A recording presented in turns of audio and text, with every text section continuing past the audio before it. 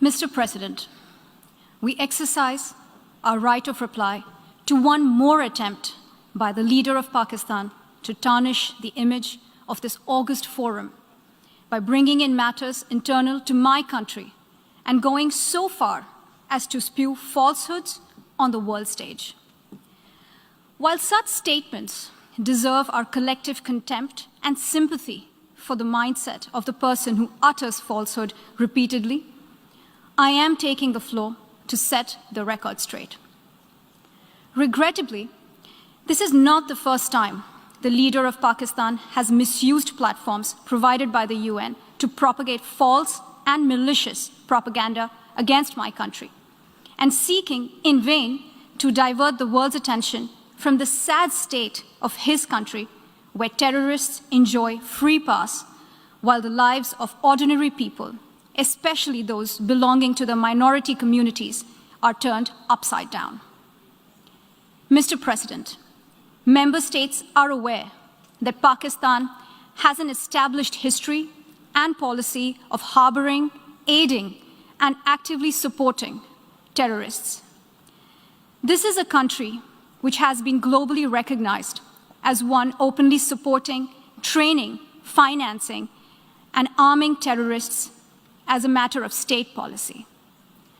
It holds the ignoble record of hosting the largest number of terrorists proscribed by the UN Security Council. Mr. President, we marked the solemn occasion of the 20th anniversary of the 9/11 terror attacks just a few days back. The world has not forgotten that the mastermind behind that dastardly event, Osama bin Laden, got shelter in Pakistan. Pakistan leadership continues to glorify him as a martyr.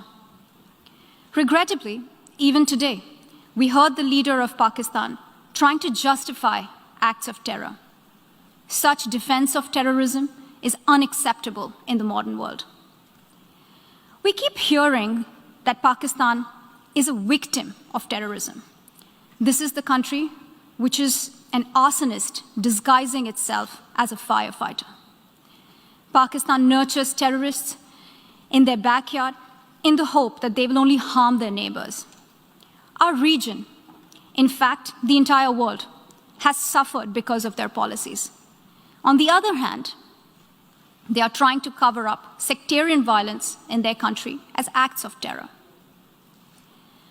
Mr. President, this is also the country that still holds the despicable record in our region of having executed a religious and cultural genocide against the people of what is now Bangladesh.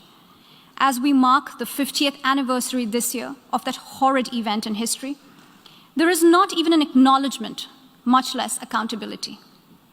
Today, the minorities of Pakistan, the Sikhs, the Hindus, the Christians, live in constant fear and state-sponsored suppression of their rights.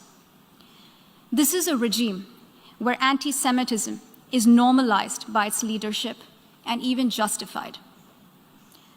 Dissenting voices are muzzled daily, and enforced disappearances and extrajudicial killings are well documented. Mr. President, unlike Pakistan, India is a pluralistic democracy with a substantial population of minorities who have gone on to hold highest offices in the country, including as President, Prime Minister, Chief Justices, and Chiefs of Army Staff. India is also a country with a free media and an independent judiciary that keeps a watch and protects our Constitution. Pluralism is a concept which is very difficult to understand for Pakistan, which constitutionally prohibits its minorities from aspiring for high offices of the state. The least they could do is introspect before exposing themselves to ridicule on the world stage.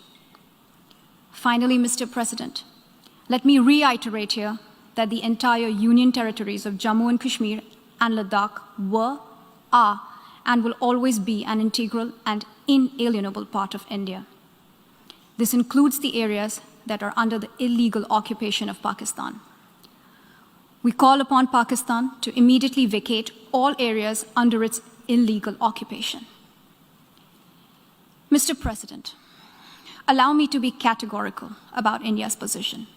We desire normal relations with all our neighbors, including Pakistan. However, it is for Pakistan to work sincerely towards creating a conducive atmosphere, including by taking credible, verifiable, and irreversible actions to not allow any territory under its control to be used for cross-border terrorism against India in any manner. I thank you, Mr. President.